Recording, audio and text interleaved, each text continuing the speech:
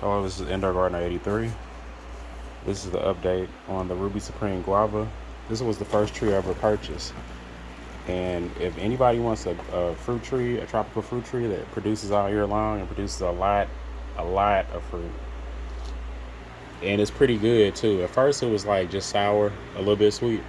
But now it's just sweet if you let it go to the point where it gets orange, like a yellowish orange, real deep color on the tree. I just want to show you how productive this tree is.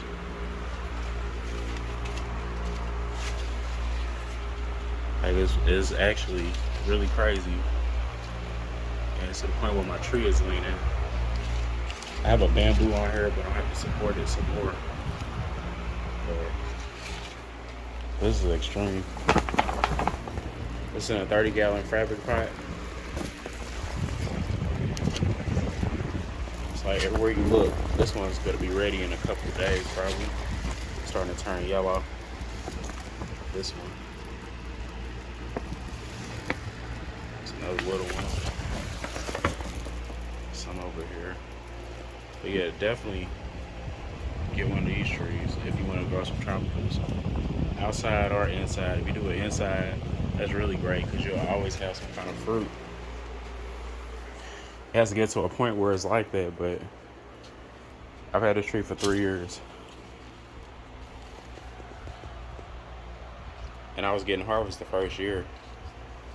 I think my first harvest I got 19 guavas, and after that it just kept building up. And I've been harvesting for like the last 2 weeks, like pretty decent off this tree. But the harvests are starting to come in like crazy now. But just show you how it's clustered up in here. You got fruit everywhere on this tree. And then over here, there's a little one. There's a cluster of like 1, 2, 3, 4, 5, 6, 7. There's some more, 2 more. There's 3 right here. And then this cluster right here is crazy to me. The amount that you got in one place. You got 1, 2, 3, 4, 5, 6, 7, 8, 9, 10, 11, 12, 13, 14. You have 14 on that one branch. And then I got more down there. It's hard to see because it's so prolific. Got one over there hanging down. Got some over here. But yeah, if you want to grow a tropical, and I like growing original fruits, you know? So like this has seeds in it. Everything I grow has seeds in it. But yeah, if you want to grow a unique fruit that can be really sweet, and don't judge how it is at the store. Because if you really grow it yourself and you let it grow out, I know I was getting it when it was yellow, and it's ripe and it's sweet when it's yellow, but let it get a little bit deeper than that, like a deeper yellow on the tree.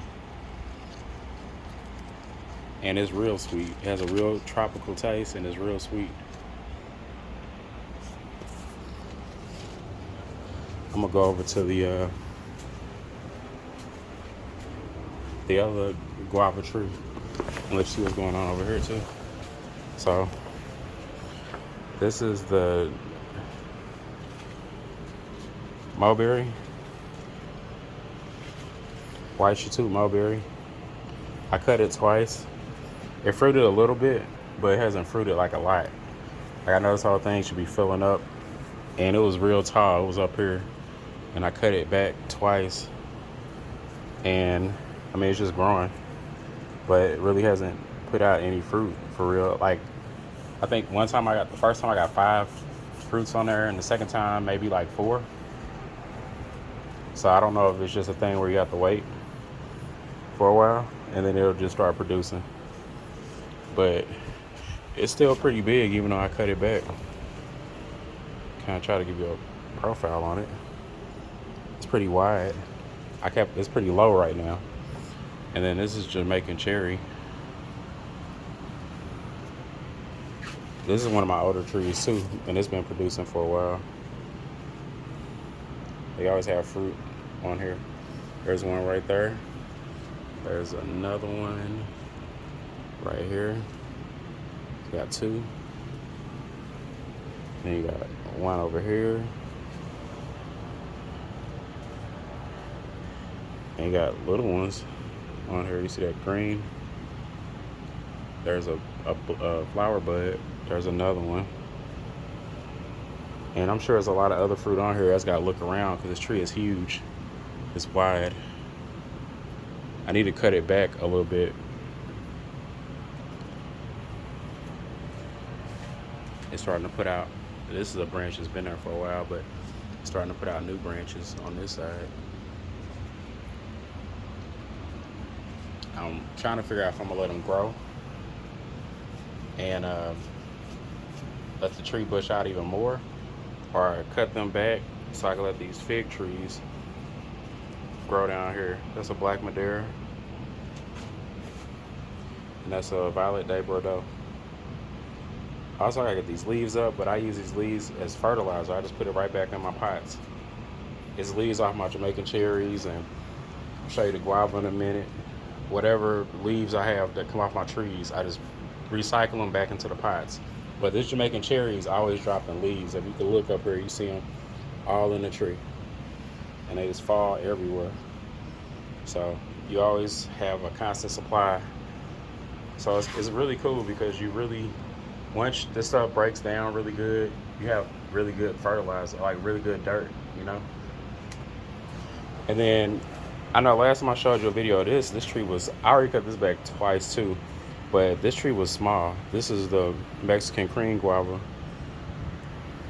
It's a white inside guava. The Ruby Supreme I showed you a minute ago is pink inside, but this is a white one, and it's gotten huge.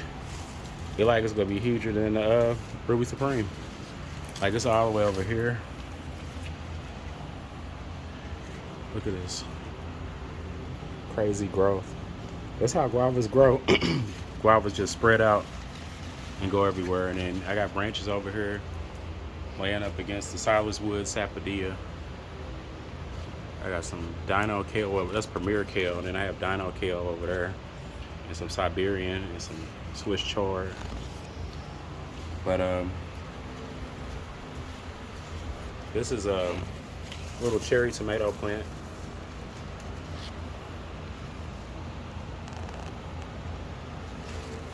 It's got some ripenings back here. I try to utilize all the space I got in these tents. This is a 10 by 10, but as you can see, you can put a lot in a 10 by 10. You just gotta contain it. So maybe eventually, once like this is Jaboticaba right here. Once this Jaboticaba spreads out and gets bigger, I might take one of these trees out of this side of the tent and leave 3 trees on the side and let them just go wide. Like the guava, I'll probably let it just stay at this size because it's gonna produce a lot and you don't really need it to get any bigger. That's why I'm telling people get this, because I mean, if a tree has 100 or more fruits on there, most of the time, that's really good, and you can't get fruit like this at the store. I mean, you can hardly get guavas, and when you do get them, they're trash, you know. So these are really good. They have a good taste. I haven't tried the Mexican cream, so these ones are new. But the Ruby Supreme, I've been eating those forever, for like 3 years, and they're good. So the Mexican cream has fruit on it, but it's young fruit. So it has these 2 right here, and these are some newer ones.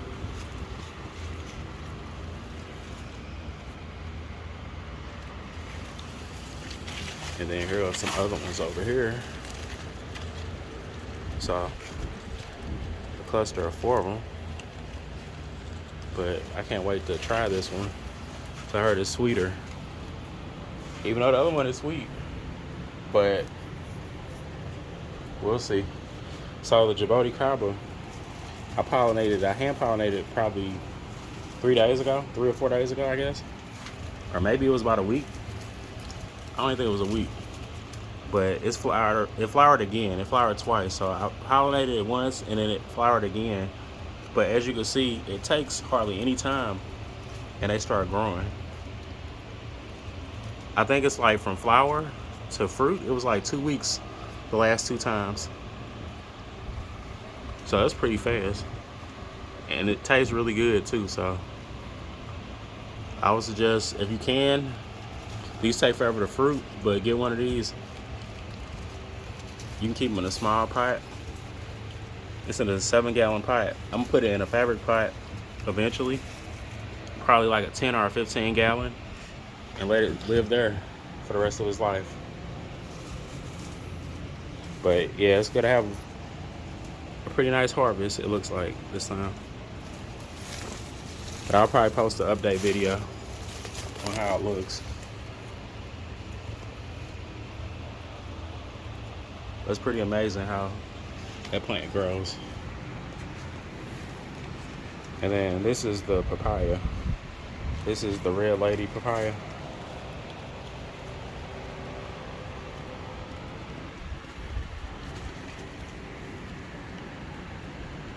One thing I don't like about papaya is it takes forever.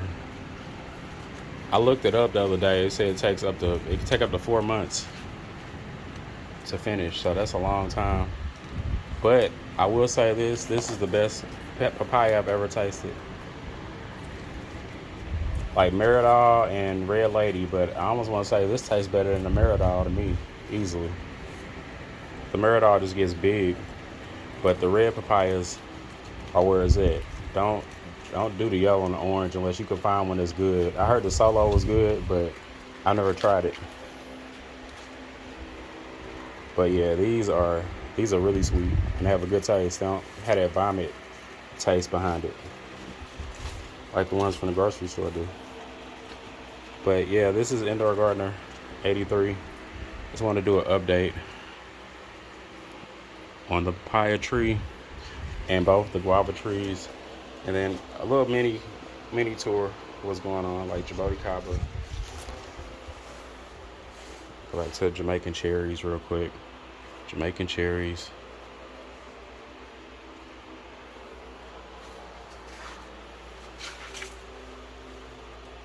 I had the kale. There's some turmeric back here. Blue and green turmeric. I got some black ginger, but it's underneath a tree pretty much, so I don't feel like moving that right now. But yeah, you can do a lot in a 10 by 10. You just gotta get the right varieties, or just keep them small, because like this mulberry tree can get huge, but I just keep it trimmed. But yeah, that's an update on what's going on. Indoor Gardener. I hope you guys have a great day.